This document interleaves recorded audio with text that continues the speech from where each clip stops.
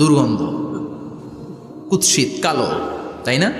বিশ্বনবীরটা কালো, কথা কন, শুভ্র সাদা। আমরা দোয়া করি এভাবে। বিশ্বনবী মাঝে মাঝে দোয়া করতে করতে বৃষ্টির জন্য যখন দোয়া চাইতেন, আরাফার ময়দানে যখন দোয়া চাইতেন, দোয়া করতে করতে হাতটারে উপরের দিকে করতেন। সবাই এরকম হাত তোলেন, সবাই হাত তোলেন। বিশ্বনবী মাঝে মাঝে আবেগের চোটে এইখান থেকে হাতটা এই জায়গায় নিয়ে যেতেন। সুবহানাল্লাহ। বিশ্বনবী যখন হাত আবেগের চোটে উপরের দিকে উঠাতেন, বিশ্বনবীর বগল দেখা যেত।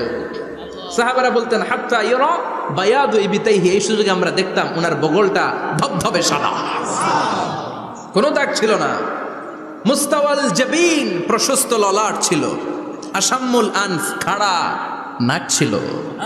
বিশ্বনবীর নাক কিন্তু বোচা ছিল না।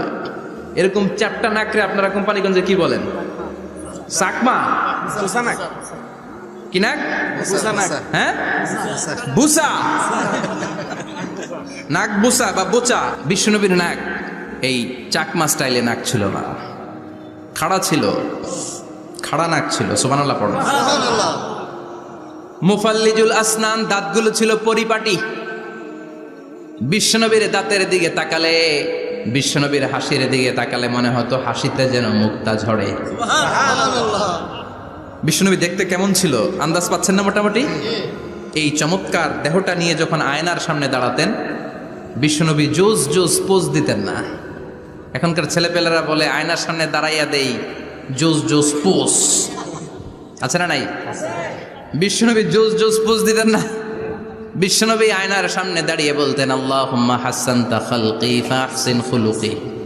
ও আল্লাহ, আমার চেহারাটা যেমনি আপনি সুন্দর বানিয়েছেন, আমার হৃদয়টারেও সুন্দর করে দেয়। What a attitude, what an attitude!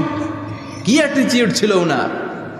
আমরা আয়নার সামনে সেজে পড়ে দাঁড়ালে চুলকে সাইজ করি, পাং করি, স্টাইল করে, ডিজাইন করি। বিশ্বনবী সুন্দর চেহারাটা নিয়ে যখন আয়নার সামনে দাঁড়াতেন বলতেন আল্লাহ, আমার চেহারাটা যেমনি সাদা, হৃদয়টারেও সাদা করে দেন। কিছু মানুষ আছে চেহারা সাদা, হৃদয় কালো, আছে না নাই? কিছু মানুষ আছে চেহারাটা কুচকুচে কালো, অন্তরটা সাদা, এমন মানুষও আছে না নাই? বিশ্বনবীর ভেতরও সাদা, বাহিরও সাদা। সুবহানাল্লাহ। আর এই সুন্দর সাদা দেহ নিয়ে আয়নায় দাঁড়িয়ে পড়তেন আল্লাহ, চেহারা যেমনি সুন্দর, চরিত্রটাও সুন্দর করে দেয়। এজন্য আয়নার সামনে দাঁড়িয়ে এই দোয়ার দরকার আছে না নাই? পড়তে রাজি আছেন? মনে থাকবে না মাহফিল শেষ ভুলে যাবেন? মনে থাকবে? আয়নার সামনে আপনি যখন দাঁড়াবেন, আপনার স্ত্রী যখন দাঁড়াবে, আপনার বাচ্চারা যখন দাঁড়াবে, বলে দিবেন বাবা আয়নার সামনে দাঁড়ানোর দোয়া পড়ো।